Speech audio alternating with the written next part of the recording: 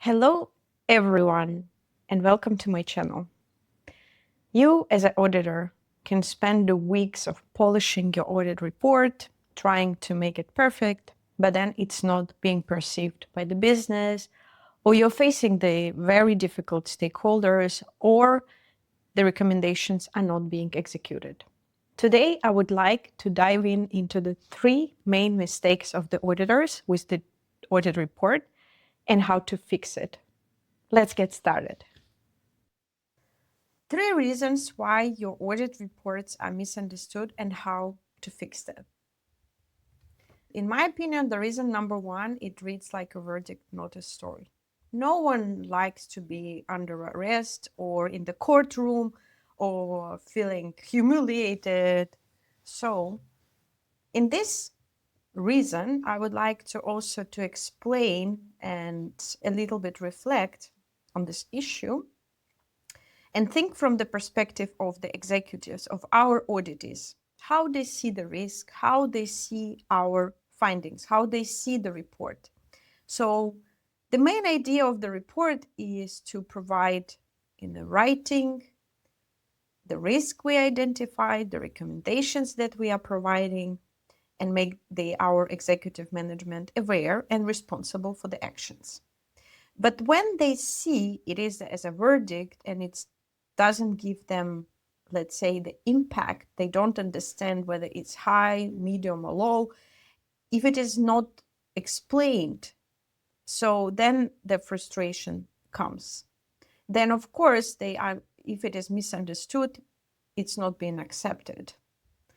That's why it's very important that we are using their language. We are using the language of impact. We are using the language of financial impact, money, risk, and not just some sampling or some audit techniques that only would be understandable for our peers.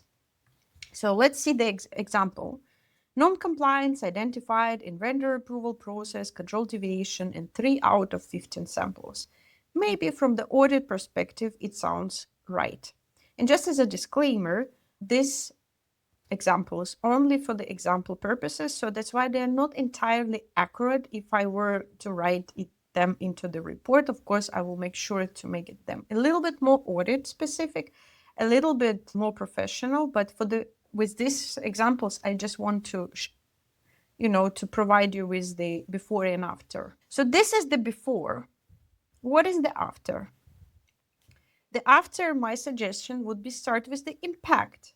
Weak vendor approval causes 50,000 euro potential duplicate payments per month, and fixing it could free up on 1 FTE time in finance. So, of course, here we're giving the impact and a little bit the impact from the perspective of what it would be the benefit to implement this or to mitigate that risk, because here we don't have a recommendation, but the recommendation will come and it will be connected to this finding. But for you here, just to understand the meaning. So here we're giving the impact, and then everyone can spot on and understand what is the cause, what is the impact, and how it will benefit.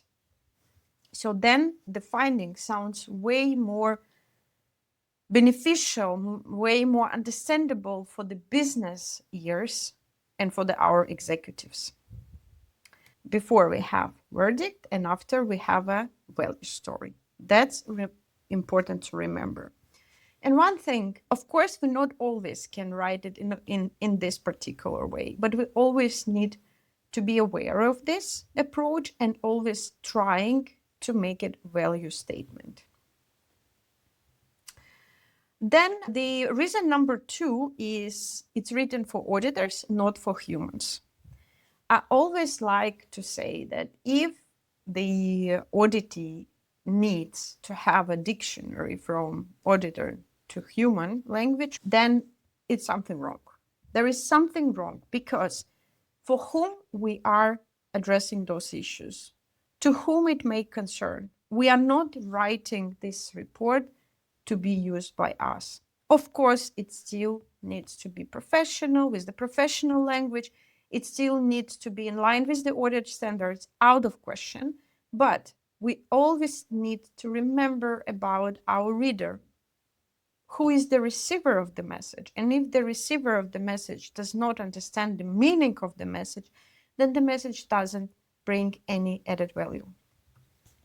So here's the example. The control environment demonstrates partial effectiveness in mitigating residual risk within key procurement processes. Perhaps in the middle of this statement, we already lost our procurement officer. And our chief procurement officer already sitting and watching their watch and just trying to say, okay, when this meeting is supposed to be ended. That shouldn't be like that. So because we need to deliver them the message, they need to understand what it is about. What does it mean, residual risk? And sometimes people also behaving awkwardly, and they are trying also to pushing back because they don't understand what it is, what we're talking about. No one wants to look like a fool. No one wants to feel a little bit humiliated by these auditors. They're sitting and speaking their language. I also would like to start speaking my language, and then we would come to complete mess and misunderstanding. So in order to remove this back and forth and correct interpretation of the message, and the receiver will interpret it correctly, we need to use the correct language. So this is the solution that I'm offering. Procurement controls work in most cases, but leave 20% chance of manual error. Simplifying approval could close the gap. Of course, again, it is the demonstration purposes. For the audit report, perhaps you will write it in a different manner, but here we just need to see the before and after. So in this language, the procurement officer would see himself, he would see and understand, oh, I really see that. I really know it. And maybe he even could recognize the problem. And maybe some of their problems would be resonating with what he think and what he thought and what he was planning and trying to fix for many years. Yeah, he really is saying that it works, but we have a 20% of probability that it will lose. Is it high or low? That's where the conversation would start and where we would discuss, and then it will be a fruitful discussion, right? But we need to remember that we are not writing for our peers, we are writing for the humans. So before we had a jargon, and after we have a little bit clarity, and again using the language of the receiver. So the last but not least, the reason number 3, it ends with findings, not in actions. Of course, we need to write the finding, but I saw in my career many times that the findings ends and then we don't have even the ownership, which is also not the right thing.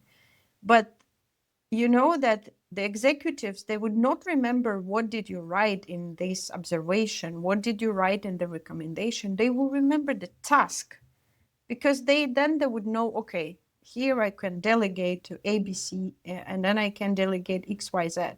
So this is the most important thing that we all need to remember.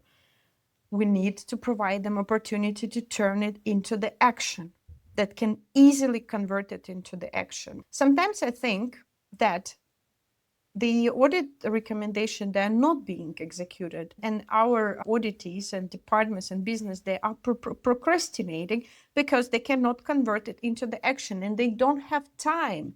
They don't understand the magnitude. They don't understand whether it should be done within 3 months, 2 months, or 1 day. So that's why give them a little bit more clarity, suggest the time frame, suggest the action that they can put it into the action list. And of course, they can still negotiate and discuss the time frame, but then the conversation will be going through the completely different direction. So this is the, let's say, the before. Inventory procedures are not consistently documented. Recommendation, improve record keeping. So of course, again, I exaggerated a little bit, but here you understand the point. So our recommendation cannot be converted into the action. What can I do being the warehouse? being the chief accountant, what can I do? What does it mean, improve record keeping? Whom I need to ask, whom I can appoint, how I can convert it into the goal, KPI, whatever. So here the example. So we can convert it into the simple table and say, okay, this is defining, which is inventory review incomplete, impact inaccurate stock valuation, risk misstatement in our COGS, action implement quarterly template, owner finance manager, deadline Q2. So this is, of course, in some organization, you would think that, oh, they would not accept it. But my point now here to show what you could do better. Of course, you will consider your practice, but you can make it as an action. And then it will be easier for them to implement, and even it will be a little bit more shaming not to implement. Before it was just defining, and now we have fixing a problem, we have action that we can convert it into the action point and just start monitoring it. Thank you for your attention. Thank you for being with me today, and I wish you a good day.